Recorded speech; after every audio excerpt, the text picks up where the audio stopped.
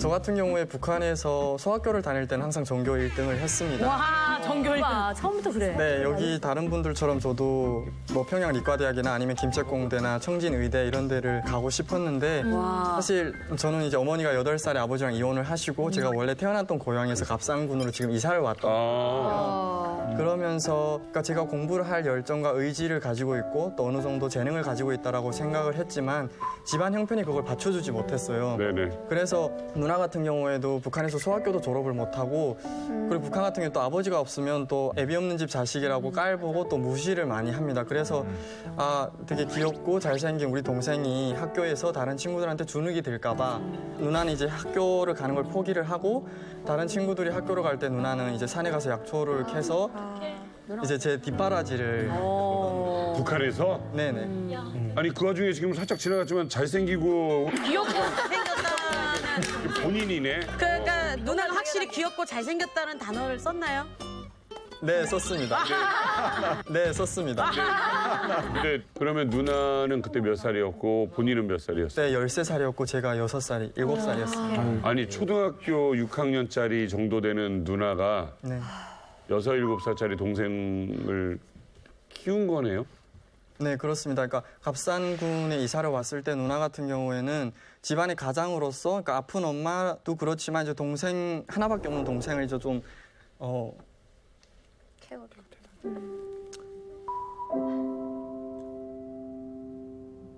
그러니까 학교에서 남부럽지 않게 좀 공부를 시키겠다라는 그런 마음이 굉장히 많았고 그렇기 때문에 누나랑 이제 그 동급인 친구들이 다 책가방을 메고 학교를 갈 때 누나는 사실 배낭을 메고 이제 배낭에 호미를 넣고 사실 약초 캐러 갔거든요.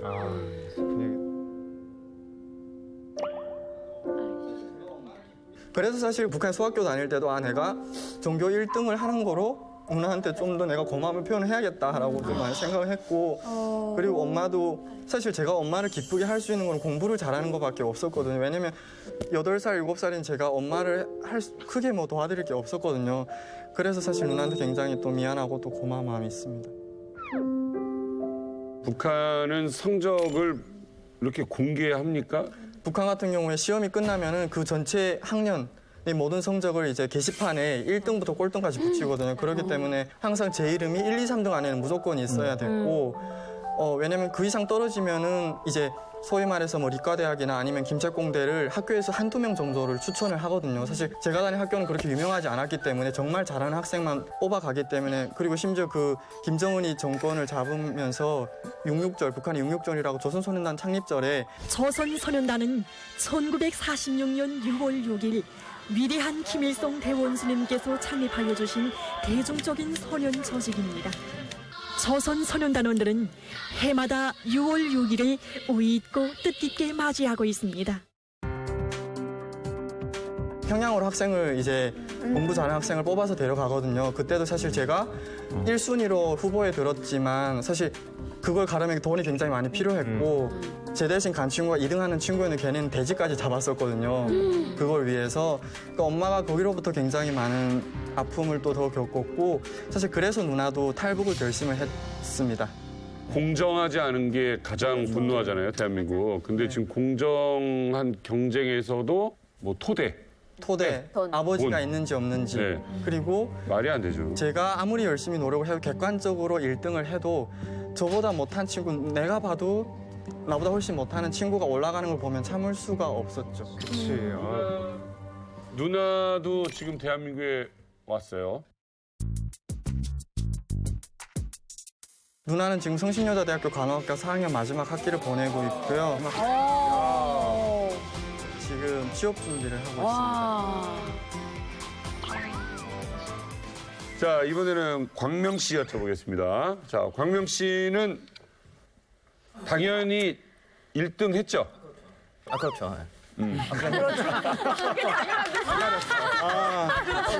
아니야, 이건 겸손할 필요 없어. 사실대로 얘기해야 돼요. 당연한 거야. 전교 1등. 제가 들으면서 내 얘기를 어떻게 하지 싶어가지고 네네. 저는 사실 좋았거든요. 저는 사실 뭐 뭔가 이제 집에서 뭐 괴롭히거나 뭐 막 부모님 해서 했다기보다는 초등학교 때도 계속 이제 1등을 했었는데 근데 1등 하려고 한 건 아니고 이제 하다 보니까 야. 하고 싶지 않았는데 하게 된 거야? 사실 어릴 때 되게 성격이 조용했어요. 친구가 없어가지고 할 게 공부밖에 없어요. 그래서 하다 보니까 1등 하더라고요. 그래서 뭐 특목고 가야지 해서 이제 갔는데 잘 붙었잖아요. 그러다 보니까 이제 처음 배우는 이제 영어를 하다 보니까 전 진짜 사실 진짜 재밌었었거든요. 그래서 하다 보니까 1등 하더라고요. 천재들이 하는 말이야 하다 보니까. 그렇죠. 근데 저희 아까 이제 얘기했잖아요. 이제 중수 붙인다고. 네. 대학교 같은 경우는 좀 더 가혹한 게 저희는 줄을 세워요. 줄 세우는데 이제 팻말에다가 줄을 서. 1등, 2등 써가지고 이렇게 들어가지고 세운단 말이에요. 어머머 세상에. 그래서 서면 학교 이제 한 학년에 사람이 많잖아요. 50등부터는 이제 학교 교문 밖으로 나가는 거죠. 와 이거 사람 곤란해지겠는데. 그래서 광명 씨는 학교 안에 있었어요? 밖에 있었어요? 저는 안 들고 있었어요. 1등이니까. 1등이니까.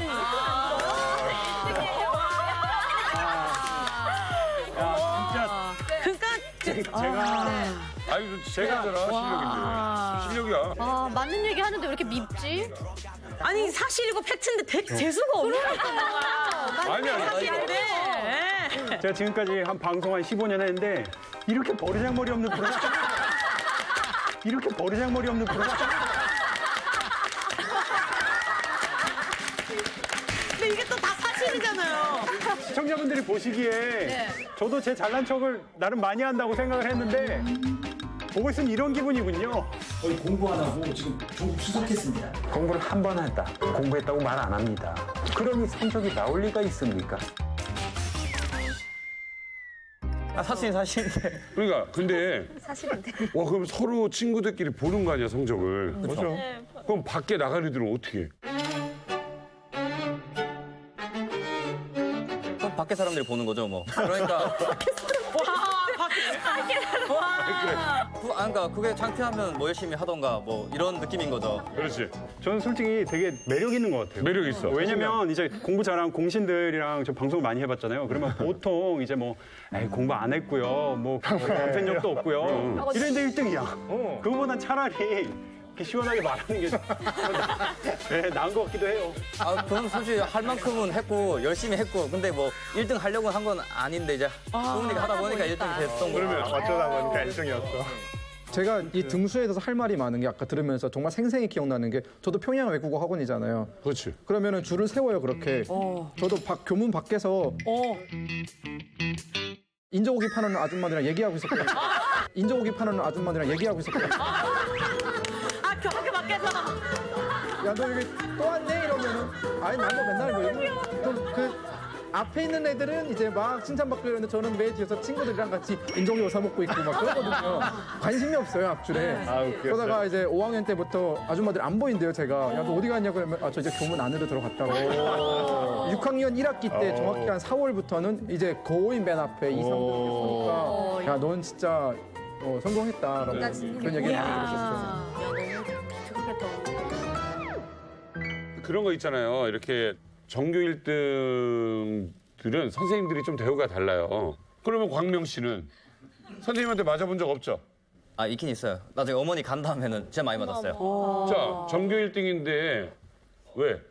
고등학교 때는 좀 이제 공부는 그냥 어떻게 했지만은 저는 애들이랑 노는 게 사실 재밌었단 말이에요. 그래서 막 좀 다시 무리지어 다니고 이런 거 많이 했었는데 저런 매력이 좀 있어. 1등은 하면서 쌈도 잘했지? 저 어깨 넓이. 쌈 많이 했어요. 저 돌격대장이었습니다. 그죠? 느낌이 있어. 그러니까 머리도 좋은데 자신감도 넘치고 저 어깨나 이 분위기가요. 어디 가서 앉을 것 같은데. 나가잖아. 운동은 근데 한국에 와서 했어요. 종합격 2개. 취미로 그냥. 취미로. 북한에 있을 때 이제 싸움을 하는데 항상 난 널 무조건 이길 수 있다는 자신이 없었어요. 깡으로 어떻게든 뭐 쓰러질 때까지 해야지 뭐 이런 생각 싸우는데 오니까 좋더라고요. 막 가르친 데가 많더라고요. 아니 왜 그 생각을 왜 했냐면 사실 처음에 모르잖아요 여기를. 딱 모르니까 거기는 되게 양육 강식이라 그치. 맞는 이 때리는 게 낫다라는 생각이 있기 때문에 여기서도 근데 한국에 진짜 크더라고요. 커가지고 나 싸움 지겠다 싶어서 기술을 배워야겠다. 그죠? 운동을 뭐 배웠어요? 종합격 2개 했어요. 그래서 그것도 또 공부하는 식으로 했을 거 아니에요? 그거 재밌더라고요. 재밌으면 저는 진짜 열심히 하거든요. 그것도 그냥 큰 노력 안 했는데 더 잘하게 된 거예요? 저는 선수부랑 같이 하면서 아마추어 대회 뛰고 했었거든요. 그러면 우리 해병대 나오신 종신이랑 한번 붙어도 해볼 만 하겠네요. 제가 허락하지 않습니다. 제가 허락하지 않습니다. 왜 그렇구만. 알겠습니다. 아무튼 간에 광명군도 매력이 있어. 뭔가 끌려요. 나쁜 남자스러운 아닌데. 뭔가 매력이 있어. 그러면 1등 했어. 네. 자꾸 1등해. 나중에 엄마의 반응은 뭐 어때요? 원래 초등학교 때부터 계속 그랬기 때문에. 뭐? 저희 집안이 좀 되게 좀 진짜 엄청 엄격했어요. 막 네. 3대 독자 막 이런 거 해가지고 장손이라고 막 우리 집안에 뭐 이런 걸로 해가지고 이제 어릴 때부터 되게 빨리 좀 철 들었던 것 같아요. 네. 그래가지고 내가 못해가면은 부모님 걱정하고 부모님도 사회적 지위가 있었는데 좀 부끄러울 것 같다라는 생각이 있었어요, 저는. 그래서 초등학교 때 진짜 그냥 했었는데 하다 보니까 뭐 원래 기초 쌓으니까 되더라고요. 근데 좀 두 분 얘기밖에 아직 안 들었지만 되게 신기한 건 어떻게 초등학교 1학년 그 어린 나이에 누나를 위해서 공부해야지, 엄마를 위해서 공부해야지, 내가 부모님을 창피하게 하지 말아야지, 그렇죠. 공부해야지 이런 생각을 하지. 발톱부터 다른가 봐.